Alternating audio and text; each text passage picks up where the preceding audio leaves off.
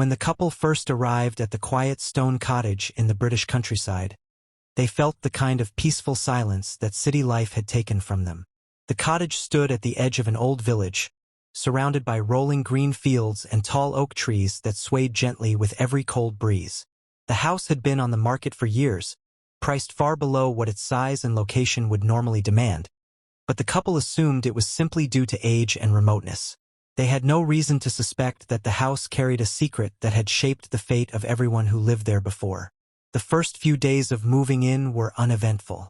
The couple spent their time unpacking boxes, scrubbing the old wooden floors, and attempting to bring warmth back into the walls with fresh paint and soft lighting.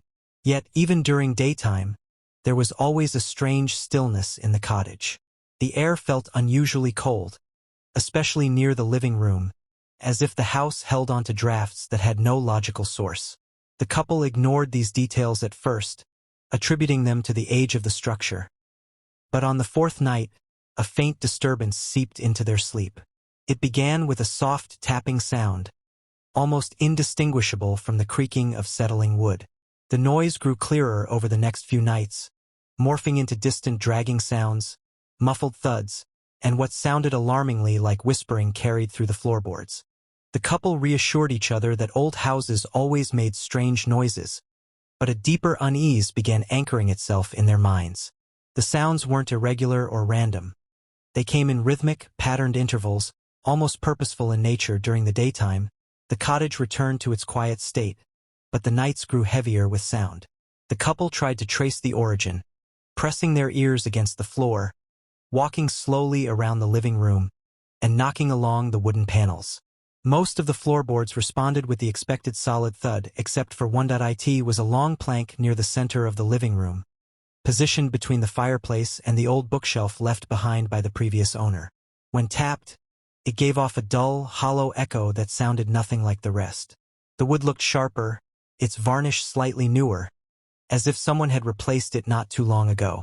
This detail unsettled them, especially since the house wasn't advertised as having any renovations. At first, they dared not touch it, fearing what tampering with structural parts of an old cottage might cause.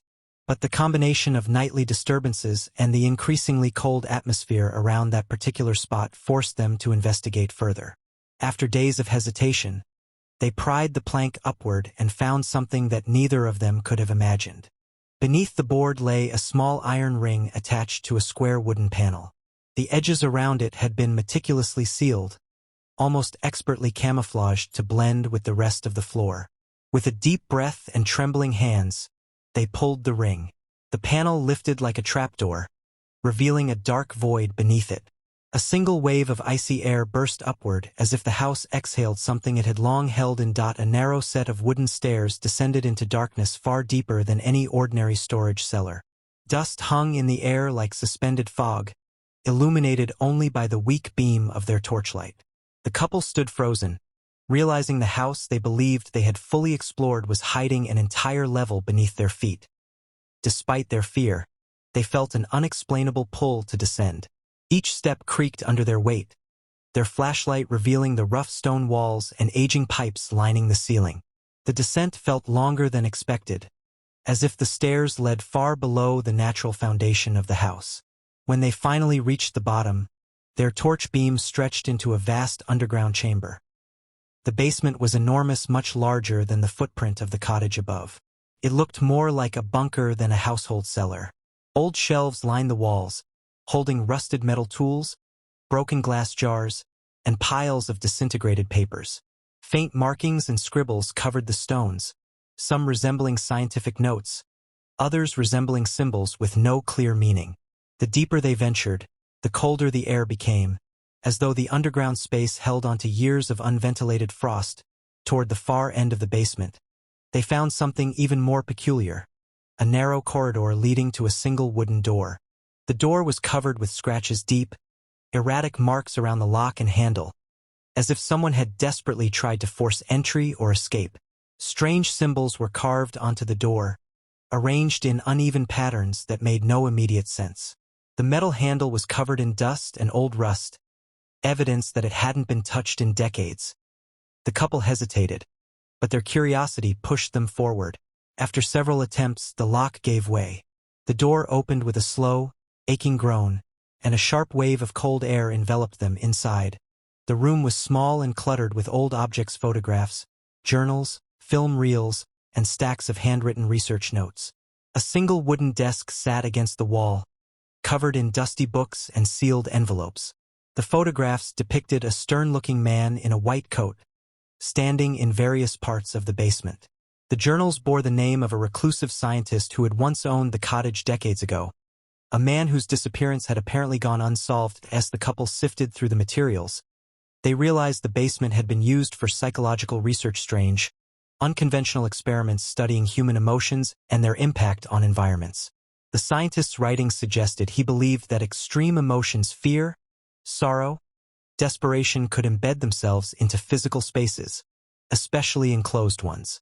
According to his journals, this basement had been his primary testing ground. Through more entries, the couple discovered unsettling descriptions of experiments involving sensory deprivation, isolation, and attempts to capture emotional energy within walls. The writings grew more erratic as the pages progressed, hinting that the scientist had begun hearing voices and sounds he believed were imprinted memories replaying themselves. One final entry described a moment of breakthrough, a belief that he had successfully trapped emotional echoes in the basement structure. The last written page ended abruptly, offering no explanation for his disappearance. The couple suddenly understood the noises they had heard for nights. The tapping, the dragging, the muffled cries, these weren't living sounds.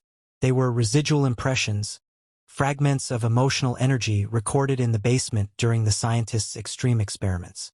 The basement was acting like a vast chamber of echoes, replaying the emotional history forced into it. The couple realized they were standing in a space shaped by fear, solitude, and desperation, feelings that had penetrated the walls and never faded. The coldness, the stillness, and the unnatural atmosphere all made sense now. Everything the house had tried to hide was buried beneath them. Faced with this truth, the couple struggled to decide what to do next. Leaving the basement exposed felt dangerous, as if opening it had released something long contained. But sealing it again felt equally wrong, leaving the uneasy echoes trapped in eternal darkness. After long contemplation, they made the difficult decision to call local authorities and historians, sharing everything they found instead of keeping it hidden. Experts arrived, confirming that the underground structure matched descriptions from the scientist's missing person case. The house became the subject of investigation, drawing researchers eager to understand the strange emotional phenomenon lingering beneath the cottage. The couple moved forward with a cautious sense of relief, knowing they had confronted a secret far older and darker than their new home suggested. Time. The house grew warmer. The noises faded. The atmosphere lightened. It was as if the act of revealing the truth had broken the basement's hold over the cottage. The couple never regretted opening the trapdoor that first day, even though it changed their lives forever.